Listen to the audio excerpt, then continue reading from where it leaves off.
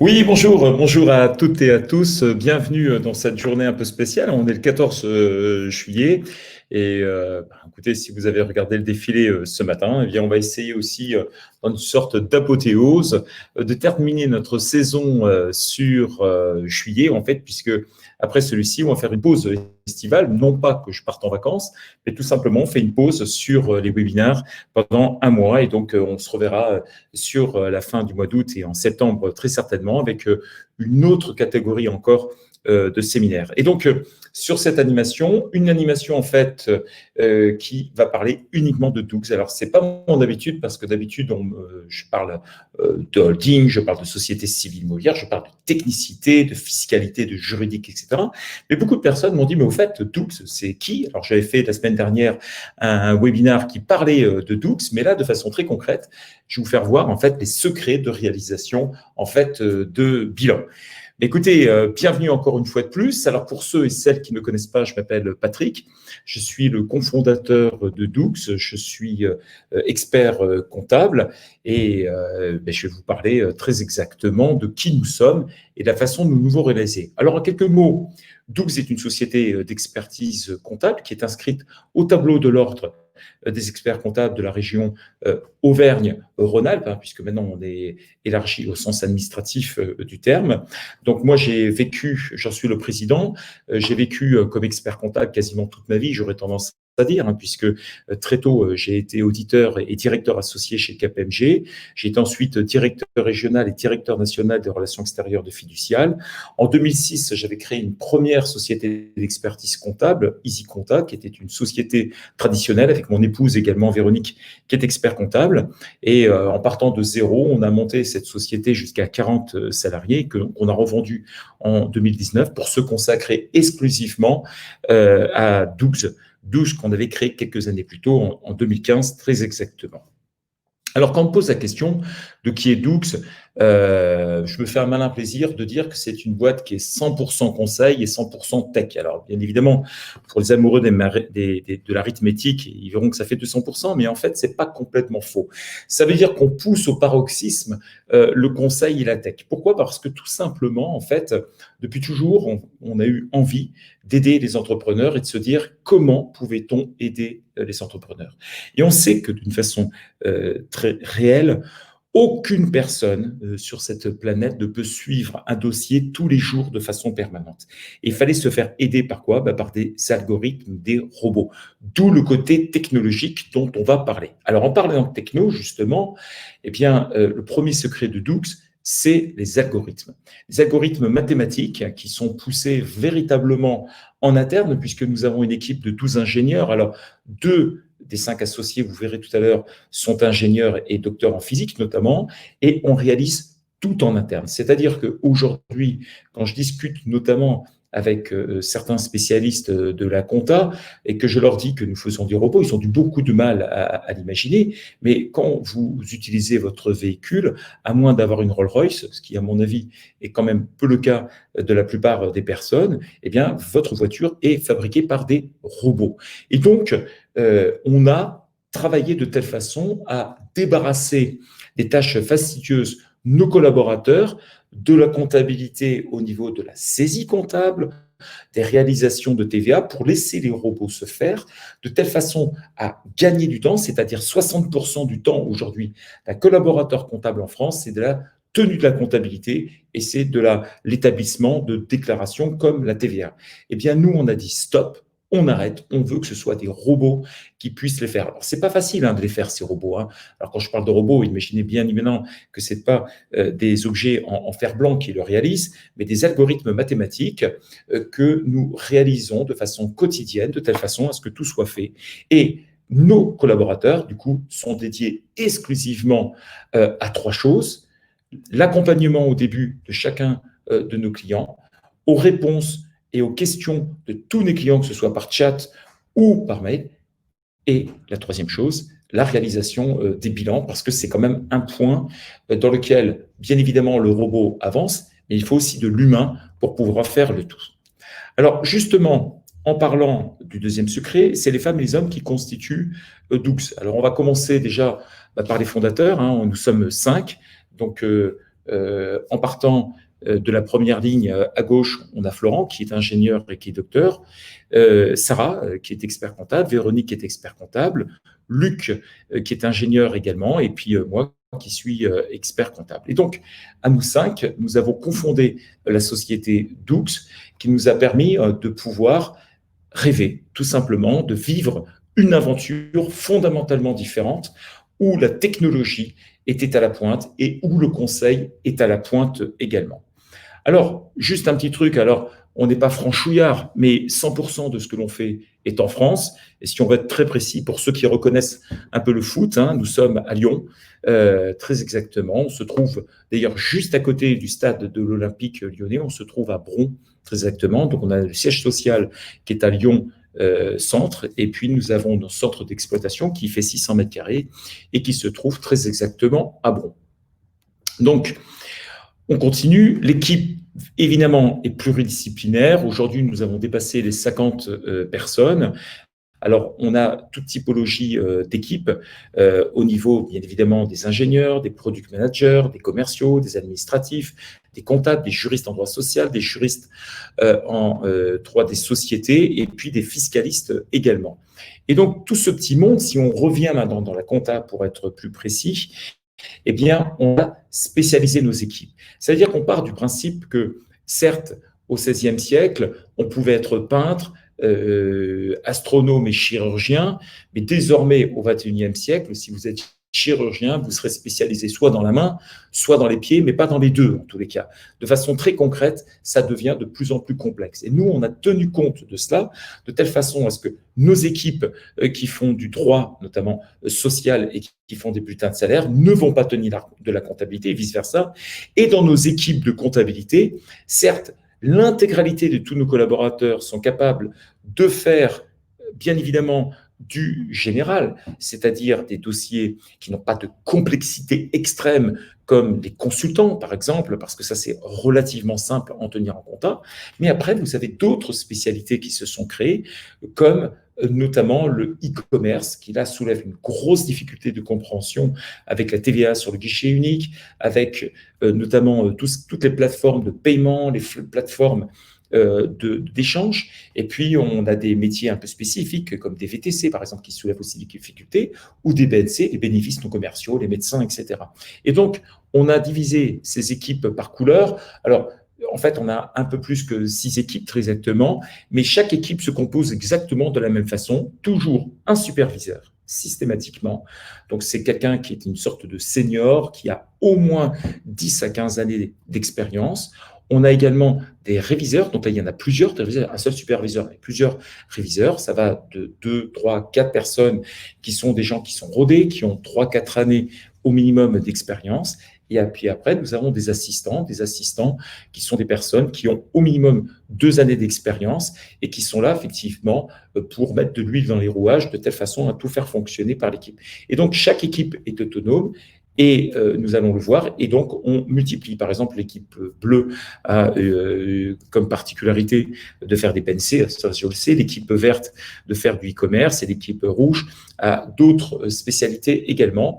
Le tout supervisé par 3 experts comptables que sont Sarah, Véronique et moi-même. Et donc, c'est un des points qui sont majeurs et qui permettent avant tout de pouvoir mieux se former. Ça, c'est le 3e secret, c'est la formation en interne au sein de Doux, qui est quasiment permanente, soit par le tutorat des jeunes, notamment qui arrivent, ou des moins jeunes, puisque parfois nous accueillons des personnes qui ont déjà 10-12 années d'expérience, et rapidement, il faut les intégrer pour pouvoir mieux comprendre notre fonctionnement au sein de Doux et de tous les outils que nous utilisons. Et puis, donc, la matrice commune, c'est véritablement l'équipe qui est une équipe soudée et qui bosse ensemble pour justement donner le meilleur d'eux-mêmes. Alors, on a beaucoup aussi de stand-up. Le stand-up, c'est une manière chez nous de pouvoir discuter. Donc, nous avons des stand-up comptables, on a aussi des stand-up généraux qui permettent à chacun de pouvoir exprimer par équipe les dernières nouveautés, ce que nous allons faire, comment ça se passe. Et les stand-up au niveau comptable, à travers aussi également des réunions techniques dans lesquelles, en fait, chacun des comptables va exprimer les difficultés qu'il a pu rencontrer d'un point de vue technique, voir avec d'autres personnes si ces personnes ont pu rencontrer aussi ce même type de difficultés, qui pourra donner lieu à une formation, bien évidemment, à un article qui peut aider aussi nos clients. Ça peut être également un webinar. On va justement, à partir du mois de septembre, réaliser de nouveaux webinars. C'est pour ça que la saison fiscale, enfin, la saison estivale nous permettent justement de monter en puissance à travers des choses toutes simples. Qu'est-ce que c'est une IMO? Qu'est-ce que sont des amortissements? Comment se calcule un résultat fiscal? Comment se calcule une cession de plus-value? Comment fait-on au niveau de l'impôt sur les sociétés, de l'impôt sur le revenu, etc., etc. Et donc, toutes ces réunions techniques permettent d'enrichir le groupe, le tout, bien évidemment, aidé par des juristes, soit fiscalité, soit droit des sociétés. Alors, on a parlé des humains qui composent, on va parler maintenant des process qui fonctionnent. Et donc, lorsque on a 4 grandes étapes pour réaliser un bilan, il y a avant la clôture, tout ce qui se passe d'ailleurs avant tout le long de l'année. On a à proprement parler, une fois que c'est lancé, la révision du bilan, la supervision du bilan et les visas du bilan. Alors justement, je vous propose de pouvoir regarder étape par étape. Et donc, avant la clôture, de façon très concrète, on a plusieurs vérifications humaines qui sont faites en cours d'année. C'est-à-dire que même si les robots fonctionnent, on vérifie un certain nombre de choses, des choses toutes bêtes, par exemple comme est-ce que le rapprochement de banque colle, puisqu'on utilise une technologie, une sorte de flash, si vous voulez, qui permet de récupérer les données, mais on sait très bien que de temps en temps, certaines banques, parce qu'elles sont multiples, eh bien parfois ils rencontrent quelques difficultés, PayPal notamment, parfois rencontre quelques instabilités et on se doit en fait de vérifier. Et quand on vous envoie des petits mots en disant coucou, quelle est la somme que vous voyez, etc. En fait, ça a pour but que s'il y a un problème, eh bien on va essayer de redécomposer pour trouver là où les opérations qui peuvent manquer. C'est extrêmement rare. Ça arrive à peu près sur un dossier sur 100 à peu près. Mais on ne peut pas se permettre. Pour nous, il faut qu'il y ait 100% bon. On ne peut pas se permettre effectivement d'avoir quelques anomalies. Et puis aussi, on va regarder quelques dossiers, on pose des questions assez souvent pour voir un peu comment ça se passe, de telle façon à ce que quand on arrive en fin d'année, on puisse vous remettre entre parenthèses, une sorte de lettre. En fait, c'est un message qui vous arrive directement sur Doux et qui vous dit coucou, on va bientôt arrêter la date de clôture de votre exercice. Eh bien, voilà un certain nombre de questions qu'on va vous poser et vous allez pouvoir nous répondre aisément à travers des choses très simples. C'est des questions ultra simples. C'est par exemple du style, on vous envoie la liste des immobilisations et on vous dit, est-ce que ces immobilisations existent ou n'existent plus? De telle façon à ce que nous sachions qu'il faut bien l'amortir ou au contraire la sortir pour des raisons de casse ou de vente ou autre chose. Et donc, dès que l'on reçoit votre retour, eh bien, il y a un petit bip, entre parenthèses, qui s'allume et qui va directement aller chez le collaborateur concerné, celui qui était à l'initiative, effectivement, de cet envoi, eh bien, un petit bip qui lui dit, vas-y, tu peux commencer à traiter. Et donc, le réviseur va commencer par regarder si tous les éléments dont il a besoin sont faits. Et à partir de ce moment-là, il va commencer à traiter. Et donc là, on arrive sur la partie de la révision du dossier, à peu près en parler. Même si les robots ont mâché un petit peu de boulot, on dit, tiens, là c'est bon, là par contre tu peux visiter, c'est-à-dire que nos robots nous aident quand même à pouvoir identifier les choses qui ne vont pas, eh bien, c'est encore de la nature humaine à pouvoir regarder de façon détaillée ce qui va rentrer à l'intérieur. Et c'est là où on réalise ce qu'on appelle un dossier annuel, c'est-à-dire que nous sommes experts comptables, nous avons des contrôles qualité comme tous les experts comptables, et donc, de façon très concrète, eh bien, on va réaliser un dossier annuel, c'est-à-dire un dossier qui va nous permettre de répertorier ce que nous avons vérifié, la façon dont ça s'est passé, quelles étaient les réponses qui avaient été apportées à ce moment-là. Si nous avons des questions particulières, nous échangeons avec le dirigeant et tout ça, ça va compléter notre dossier annuel directement.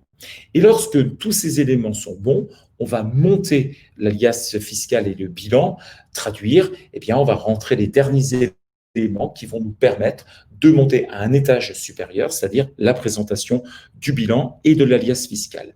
Et tout ça, ça va être fait complet entre le dossier annuel, les notes de synthèse, plus ce que le robot a pu fabriquer, le temps que nous avons passé, etc., etc., et le bilan de l'alias fiscal, ça va partir vers un organe supérieur qui est le superviseur, le chef d'équipe, si vous voulez, de l'équipe de couleur, que ce soit bleu, vert, orange, jaune ou rouge. Et on va avoir donc ce qu'on appelle la supervision.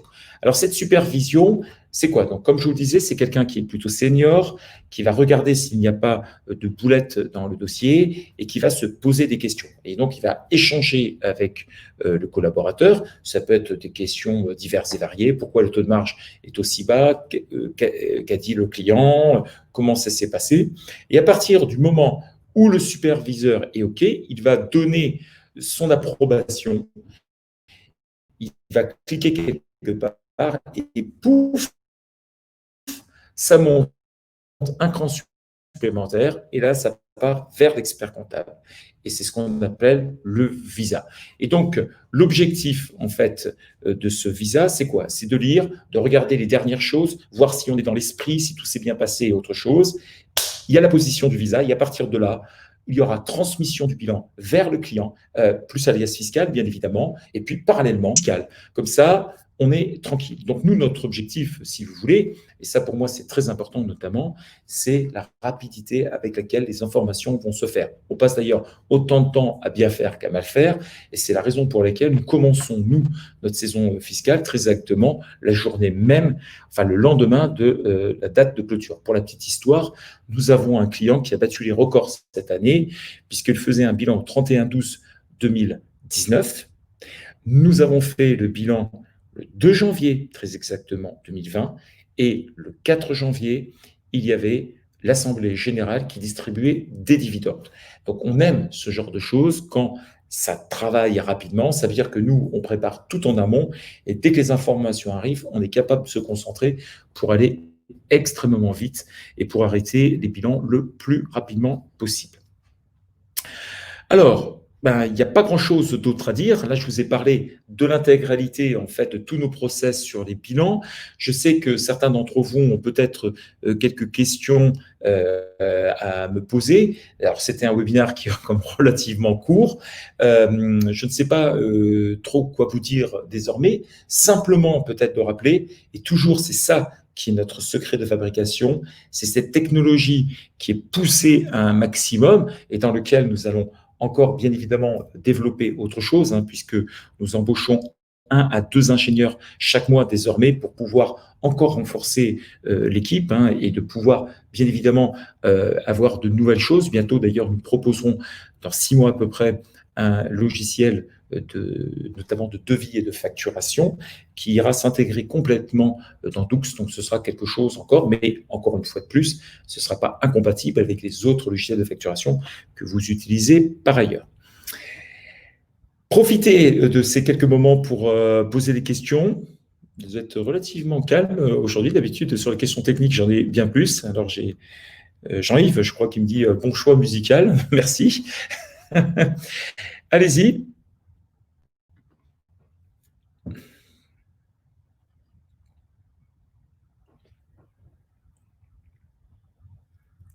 Alors, Stéphane, est-ce qu'une aide comptable suffit en interne?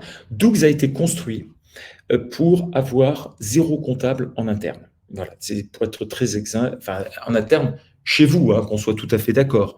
Maintenant, je sais qu'à partir du moment où on a ce qu'on appelle des aides comptables, ça signifie quoi? Ça veut dire que ce sont des personnes qui vont s'occuper de la facturation, qui vont s'occuper de l'administratif, qui vont s'occuper de beaucoup de choses. Et donc, même le mot comptable n'est pas nécessaire puisque toute personne qui utilise Doux n'a besoin d'avoir 0 notion de comptabilité. Si vous avez une personne Stéphane, que vous avez comme aide comptable, ça ne peut être que du pur bonheur parce que vous, en tant que dirigeant, parce que vous m'avez envoyé un petit mail juste avant pour me dire coucou, je serai présent et je vous en remercie énormément et vous m'avez expliqué un petit peu le projet. Il est vrai que la configuration de votre entreprise, qui est quand même une entreprise assez sympathique d'un point de vue taille, fait que la personne qui sera aide comptable suffira très amplement pour pouvoir réaliser le travail que vous pouvez faire. Et le gros avantage de Doux, c'est que vous avez votre résultat en direct. hein, je rappelle. Et c'est vrai que là, j'ai parlé que des bilans. J'aurais pu parler de plein d'autres choses. L'objectif étant là de ne parler que des bilans. Mais vous avez quand même, à chaque fois que vous allez vous loguer sur Doux et que vous regardez votre résultat, en 1/200 millième de seconde, très exactement, hein, c'est les chronos mesurés du compte de résultat, vous allez voir votre résultat actualisé. Hein, je crois que c'est un point qui est ultra spécial. Ça veut dire que quand on arrive au moment du bilan, vous n'avez plus de surprise.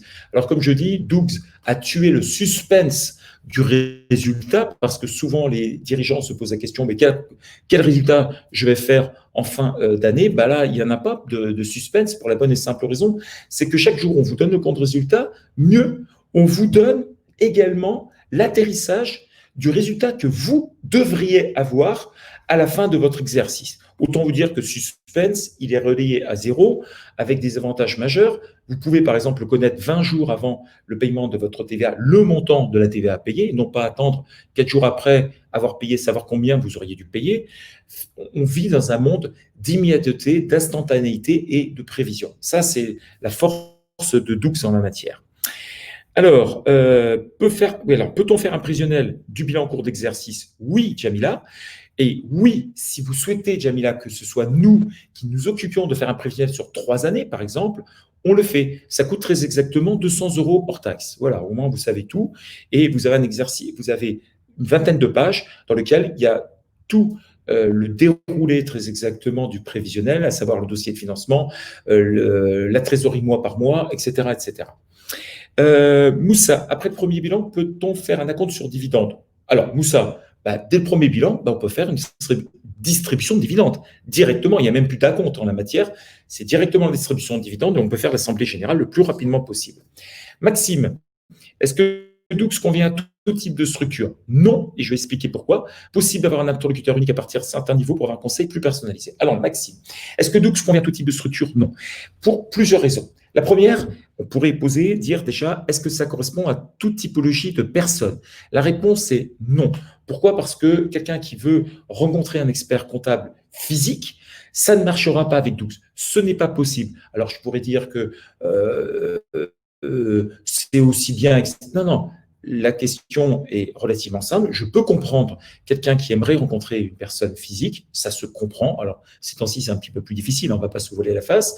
Mais voilà, chez Doux, ce n'est pas possible. Ça, c'est le premier point. Deuxième, typologie de structure. Aujourd'hui, nous avons limité la taille de nos structures pour une raison simple, parce que tout simplement, nous ne faisons pas, à proprement parler, de comptabilité dite d'engagement, nous faisons une comptabilité de trésorerie sur laquelle nous revenons en engagement, qui marche excessivement bien pour tout le monde, mais qui ne correspond pas à certains chiffres d'affaires. Alors, pas de panique pour autant, puisque dans 1 an et demi, la compta d'engagement sera faite. Et vous savez qu'on dépasse la compta dite simplifiée, on a 2 ans pour pouvoir revenir à une compta d'engagement. Donc, ça peut fonctionner, mais bien évidemment, il faut le voir. Quelqu'un qui ferait, par exemple, 10 millions d'euros de chiffre d'affaires, mais clairement ne peut pas être client chez Doux. D'ailleurs, nous avons nous-mêmes quelques expériences. Nous avons des grosses sociétés, aujourd'hui, des sociétés qui avaient débuté chez Doux, comme Livestorm. D'ailleurs, c'est le logiciel avec lequel j'utilise actuellement le webinaire en direct et qui, depuis qu'ils ont levé des fonds et autre chose, ont dû suivre d'autres experts comptables pour des raisons évidentes, les investisseurs, un certain nombre de choses. Mais de façon très concrète, pour l'instant, nous nous limitons. Par contre, Doux est tenu sur Doux et nous dépassons très largement et nous avons une vingtaine de clients qui sont ce qu'on appelle des clients bêta-testeurs et qui utilisent aujourd'hui de la comptabilité par engagement qui fonctionne très, très, très bien. Mais voilà, il faudra attendre un petit peu pour tout le monde ensuite. Deuxième question, c'est possible d'avoir un interlocuteur unique? Alors, dans les faits, dans les droits, non. Dans les faits, c'est souvent comme ça que ça se passe. Mais néanmoins, ce n'est pas l'esprit. L'esprit, c'est de dire à chaque client, vous avez une question, eh bien, vous la posez. Vous posez par téléphone, vous la posez par chat, vous faites ce que vous voulez. Et nous, on se doit effectivement, on a ce qu'on appelle un comptable de garde, 1 ou 2 comptables de garde, qui a pour mission, au moment où vous posez la question, il voit toute la traçabilité de votre dossier, et Dieu sait qu'il y a des trucs très précis sur l'intégralité de vos dossiers, et il doit vous répondre au maximum dans les 5 minutes. Donc, 2 solutions. Soit il est dans la capacité, dans le temps imparti, et le fait, soit il ne sait pas parce que tout simplement ça dépasse ses compétences pour des raisons diverses ou variées. Et dans ces cas-là, il vous envoie sur le champ ce qu'on appelle un lien calendrier. Vous savez, c'est comme Doctolib. Vous choisissez l'heure, le jour, et on vous rappelle. Et celui qui vous rappelle, c'est bien évidemment le spécialiste de la question, que ce soit en droit social, que ce soit en droit des sociétés ou en droit fiscal. Tout est compris et donc il faut en profiter quelque part de pouvoir répondre. Et c'est pour ça que on n'a pas voulu effectivement que ce soit une personne unique, même si on sait que certains de nos clients aujourd'hui envoient des questions en disant Annabelle ou Patrick, par exemple, et pouf, ils savent que ça va tomber directement chez la bonne personne, à la condition qu'elle ne soit pas en vacances, bien évidemment, et à défaut si elle est en vacances, eh bien c'est quelqu'un d'autre qui répond. Christophe, je vous ai rejoint cette année et tout est génial, merci. Y a-t-il un peu de temps comptable pour un rendez-vous comptable lors du bilan pour aider à la décision d'arbitrage du bilan? Oui, qu'on ne dit pas forcément avec autant de facilité que vous. Eh bien, Christophe, en fait, oui, vous pouvez. En fait, le truc le plus simple, c'est tout simplement de prendre rendez-vous et de dire, OK, j'ai compris, mais j'ai encore des questions et je voudrais avoir un arbitrage. Eh bien, il ne faut pas hésiter, il faut le faire. On ne le fera pas naturellement. On ne va pas vous dire, Christophe, au fait, est-ce que ça vous convient bien? Non, il faut que vous veniez dans ces cas-là pour pouvoir poser. Et vous pouvez le poser 30 jours avant, 10 jours avant, et vous pouvez le faire 6 fois si vous avez envie, ou 10 fois, ou 30 fois, ou 50 fois, peu importe. Pour nous, ce qui est important, c'est que vous compreniez l'intégralité. Donc, Christophe, feu quand vous voulez. Voilà, c'est aussi facile que cela. Et je comprends effectivement que ce n'est pas toujours très facile. Et il y a parfois des arbitrages à faire au niveau de la rémunération, des dividendes, au niveau de savoir si vous voulez créer à un moment donné, si ça marche bien, une société holding. Est-ce que le banquier va bien le prendre si vous vous présentez? Est-ce que ça vaut le coup de baisser ou d'augmenter vos impôts sur les sociétés? Il y a de vraies questions qui se posent et on est des professionnels pour pouvoir vous répondre. Moussa, problème technique, je n'ai pas entendu votre réponse sur ma question. Peut-on faire un premier bilan au bout de 2 mois d'exercice, d'octobre à décembre, par exemple? Alors, oui, on peut. Alors, Moussa, si votre question, c'est peut-on faire un premier bilan? Est-ce que c'est la date de clôture? Oui, on peut faire une date de clôture plus fine. Ça, c'est d'une évidence totale.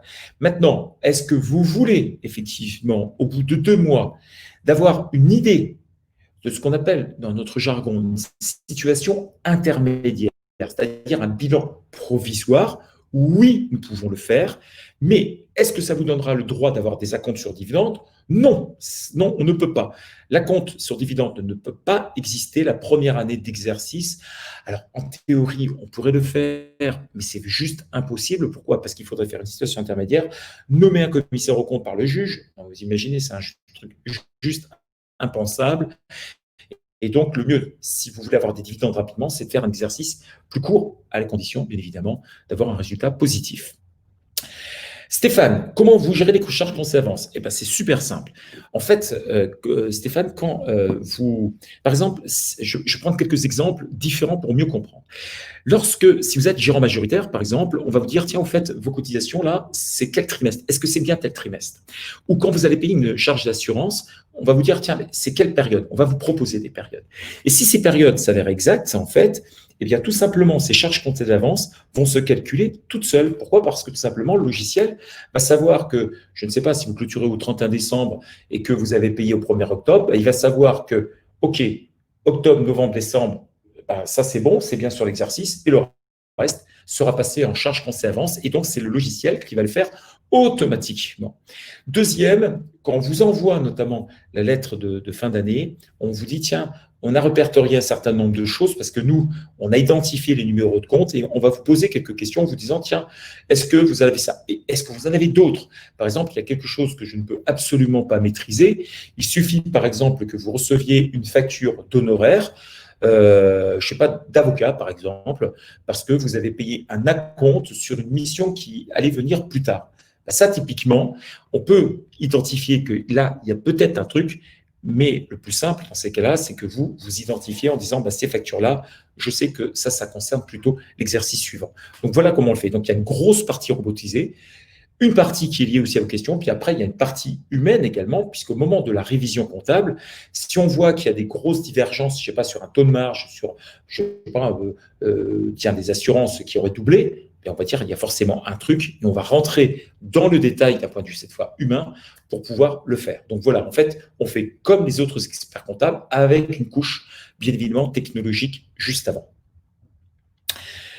Bon, bah, vous êtes peu nombreux, mais vous posez pas mal de questions. C'est super. Est-ce que vous avez autre chose encore?